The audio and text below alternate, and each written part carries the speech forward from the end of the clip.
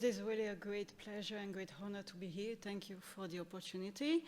And I'm here on behalf of the project team leader because he couldn't come. I would like to share with you some really interesting data on a novel FMD vaccine. We had yesterday a beautiful lecture on FMD and given by Dr. Keith Sumption. And I think this presentation nicely tied to his presentation of yesterday. As he nicely mentioned yesterday, FMD is one, if not the most economically important diseases of livestock. And one of the solutions is vaccinating the animals. But as he mentioned yesterday, there were some issues with the vaccines, and we know that the vaccines usually, if they protect from the clinical signs, they do not fully prevent fever, viremia, shedding, and persistency. We also know that there is a need of DIVA FMD vaccines. The current vaccines have supposedly this property, but we also know that there's between 3 and 5% of false positive, which is also impacting the vaccination to prevent FMD. And the last aspect I would like to mention is actually the fact that most of the vaccine, the producers are actually dealing with wild-type virulent strains, which has a risk of releasing those strains into the environment. Short, we need to have some novel vaccines, and hopefully the vaccines that we are working on will be a solution to that. This illustrates as well what yesterday Dr. Sumption shared with us is the complexity of the disease. We have in total 7 pools. Each pool is made of multiple serotypes, and each serotypes is actually made of multiple strains.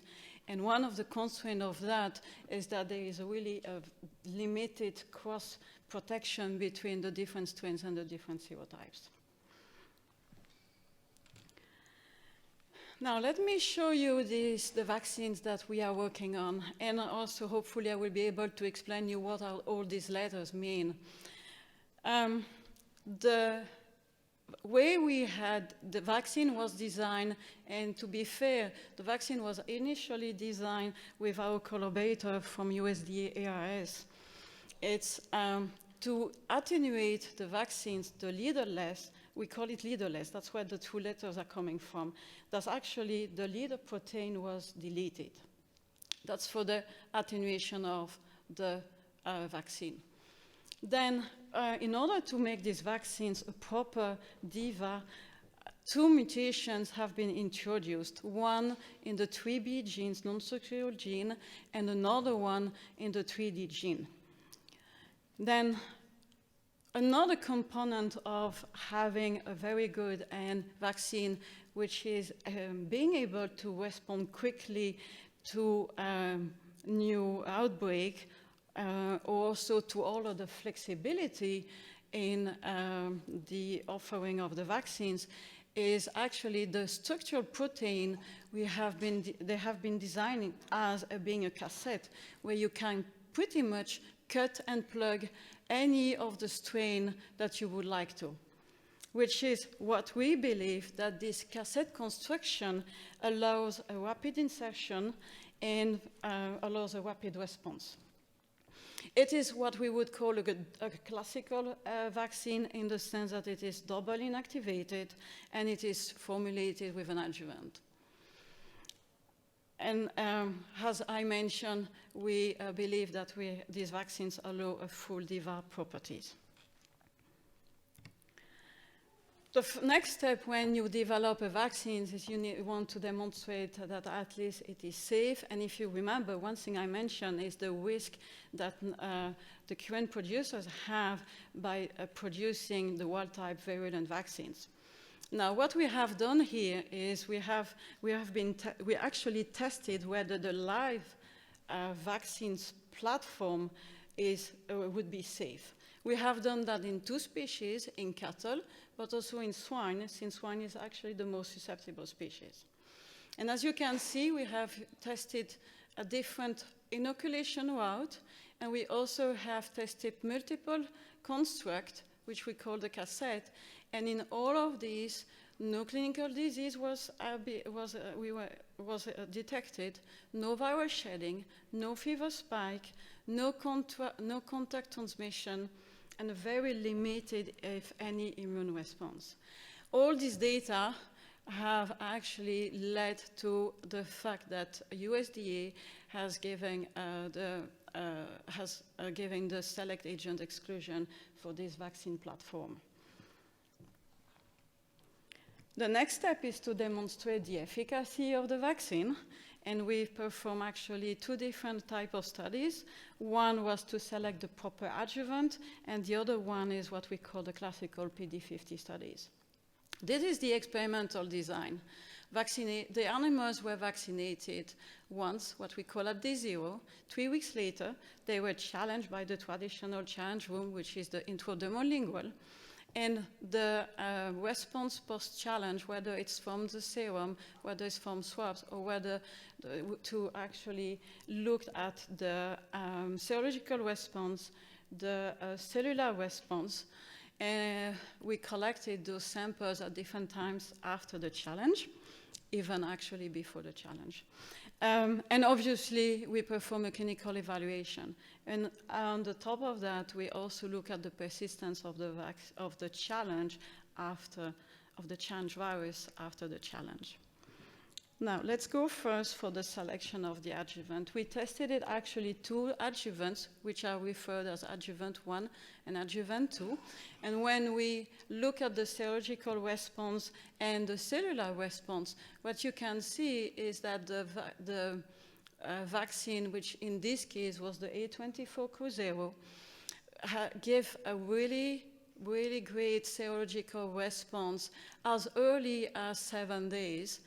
And even actually early, because if you remember, the protective titers that are generally accepted are between 0.8 and 1. And the p-value shows you that it was significantly different than a positive control, which is a commercial vaccine that we use as a reference here. Same thing here regarding the cellular response. You can see that the adjuvant 2 that was used has been given the highest cellular response compared to the adjuvant 1 and even the commercial vaccine. This is great, but obviously we want to see what is the effect of this vaccine and the different adjuvants on the clinical signs and on the temperature. And as you can see here, the vaccine formulated with the adjuvant 2, we could not detect fever at all. Even the commercial vaccine showed us really low peak of fever. And this is what the control was. This means the animals that were challenged and not vaccinated.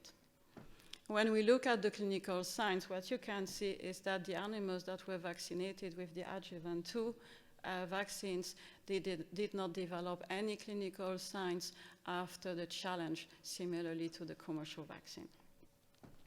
That was the first set of study. Now, the second set of study was actually that was a PD50 study as described by the OIE protocols. And what we have done here, we have actually compared 2 different downstream processes, which are referred by the letters DSP, DSP1 or DSP2. And we have also done what we call the PD50, 3 different doses, whether it was the full dose, the quarts of a dose, or the 16th of a dose. When we look at the viremia, we see that actually all but 1 group did not develop any viremia, only the quarts of a dose of the DSP1 developed a bit of viremia, and this is the control. You can clearly see the difference. When we look at the clinical signs, which is this column first, you can see that any of these groups develop clinical signs. You will see here a 1, but actually, as part of the monitoring, we really truly monitor every lesions, whether they are specific or not of FMD. And actually, this one was not specific of FMD.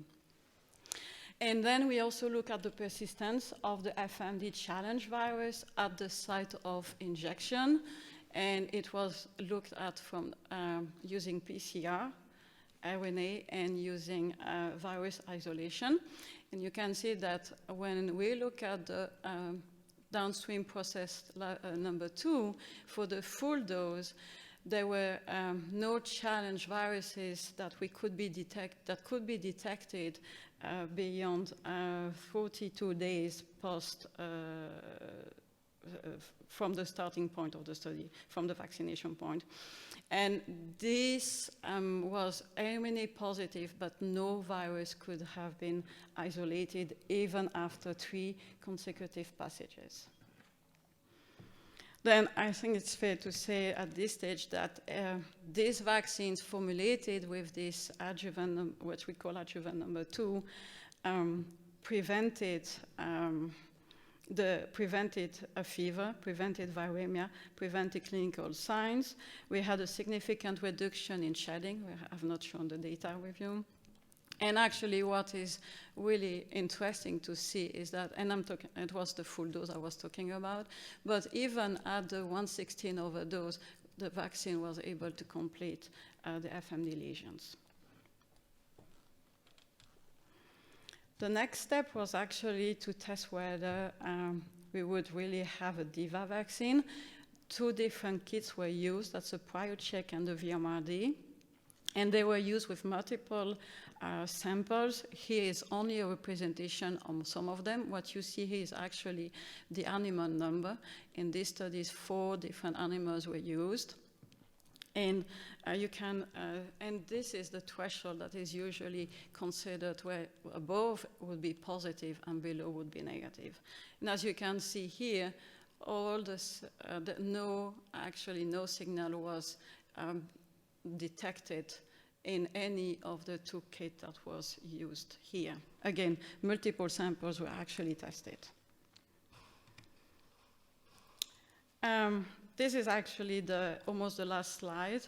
This is the general conclusion. I think it is fair to say that this inactivated vaccine platform offers protection of livestock from the threat of natural or intended outbreaks and is fully DIVA compatible. It does prevent FMD lesions and fever if they have a single vaccination. It does prevent FMD persistence infection. It also allows the differentiation of the infected from the vaccinated animals. It has been demonstrated to be safe in vitro and in vivo, meaning that we can produce without the need for virulent FMDV. And the other advantage of using this platform is we don't need to for adaptation of field strains in culture. As I mentioned, sorry, this was not supposed to be. This work has been initiated with our partners at the USDA ARS. Specifically, I want to thank Elizabeth, Louis, and Peter and Cyril, who have been really great collaborators and are still doing a really, really great job.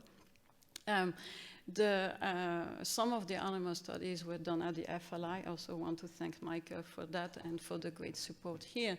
And this is all the team working on the FMD vaccine platform within Zoetis.